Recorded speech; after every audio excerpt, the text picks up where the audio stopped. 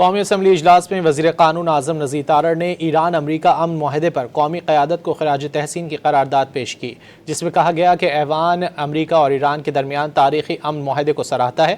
ऐवान वज़ीर आज़म, नायब वज़ीर आज़म, वज़ीर दाखिला और फील्ड मार्शल की अनथक काविशों को सराहता है।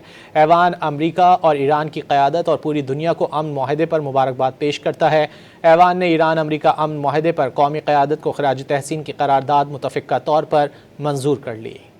Whereas the National Assembly of Pakistan notes with immense satisfaction and pride the landmark diplomatic breakthrough in form of cessation of hostilities and signing of an agreement, its profound appreciation for the Prime Minister of Pakistan, Deputy Prime Minister, Interior Minister and Field Marshal and the entire team engaged in the process of negotiation. The House also congratulates and appreciates the leadership of Islamic Republic of Iran and United States of America for successful completion and signing of this historic peace deal. The question is that the resolution as moved be adopted. Those against it may say no.